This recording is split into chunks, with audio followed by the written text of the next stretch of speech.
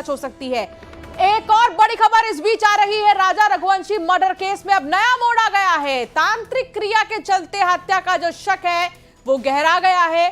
Police ने सोनम के दोस्तों की जानकारी निकाली है, आरोपियों के मैसेज का पूरा डेटा तैयार किया है और अब एक नया मोड़ जो आ रहा है वो तांत्रिक क्रिया से जुड़ा हुआ आ रहा है कि क्या तांत्रिक क्रिया की वजह से ही इस हत्या को अंजाम दिया गया, क्योंकि शक और गहराता जा रहा है तांत्रिक क्रिया को लेकर।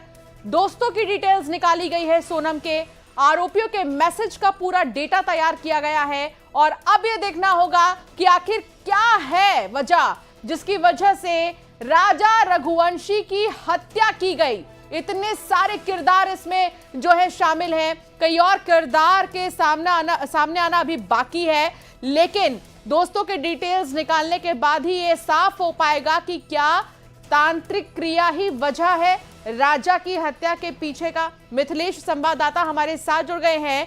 मिथिलेश, तंत्र मंत्र का एंगल शुरू से ही हम देख रहे थे, सोनम को भी तांत्रिक विद्या थी, सोनम का पूरा परिवार तंत्र मंत्र में विश्वास रखता था, ज्योतिषी में, कुंडली में, इस तरह की चीजों में विश्वास जो है रखा जाता था। राजा की मां ने कहा कि मेरे बेटे की नरबली दी गई है।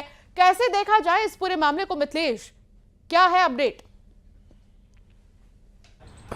देखिए, लगभग 8 से 9 दिनों से शिलोंग एसआईटी जो है इंदौर में है। कल हमने उनसे बातचीत की, हालांकि वो कैमरे के सामने उन्होंने कुछ भी कहने से मना कर दिया, लेकिन जैसे ही कैमरा बंद हुआ तो अधिकारियों ने मीडिया के साथ बातचीत में कहा कि जिन सवालों के जवाब हम तलाशने के लिए इंदौर आए थे उन सवालों के जवाब हमें मिल गए। हम सबूत इकट्ठा कर रहे थे, सबूत भी लगभग मिल चुके हैं, लेकिन जो लैपटॉप मिसिंग है, लैपटॉप की तलाश जारी है। लेकिन क्रिस्टल, पैसे और जो सोने के जो जेवर हैं, चाहे वो राजा के गले के सोने की चेन हो या सोनम का मंगलसूत्र, ये सब कुछ उन्हें मिल चुका है। बातों ही बातों उन्होंने इस बात को स्पष्ट पुष्टि की और साथ ही उन्होंने कहा कि अब जो लैपटॉप है उस लैपटॉप की तलाशी जारी है कि वो आखिर वो लैपटॉप कहाँ है। बोले तीनों ही आरोपी झूठ बोल रहे हैं, चाहे वो चौकीदार बल्ली उर्फ बलवीर हो, दूसरा उसके बाद लोकेंद्र या तीसरा सिलोम, तीनों ही एक दूसरे पर आरोप लगा रहे हैं। आज तीनों ही आरोपियों से इसी क्राइम ब्रांच थाने के अंदर एक साथ बैठाकर, आमने सामने बैठाकर पूछताछ की जाएगी कि आखिर जो लैपटॉप है किसने फेंका था और सोनम का लैपटॉप कहाँ है। तो ये वही क्राइम ब्रांच थाना जहाँ पे लगातार पिछले 7 से 8 दिनों से एसआईटी जो शिलोंग है वो लगातार सभी आरोपियों से पूछताछ कर रही है और यहीं पर तमाम जितने भी इन्वेस्टिगेशन है वो यहीं पर चल रही है। अब देखिए, तंत्र क्रिया की बात सामने आ चुकी है और शुरुआत से ही तंत्र क्रिया की बात आ रही थी सामने, क्योंकि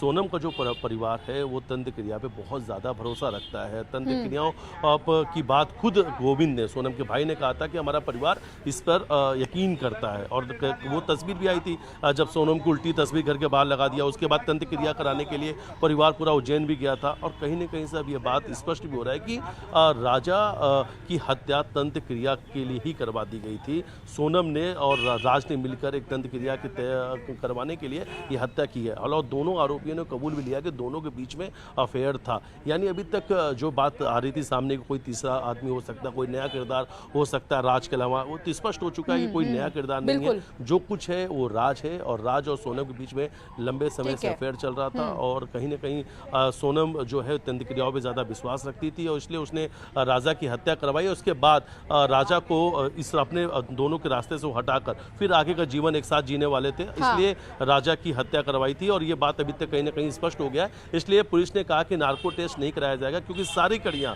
सब कुछ जुड़ चुकी हैं और ये सवाल के जवाब भी मिल चुके हैं कि आखिर सोनम ने राजा रघुवंशी की हत्या क्यों करवाई थी। जी, बहुत शुक्रिया मिथिलेश, नजर बनाए रखिएगा।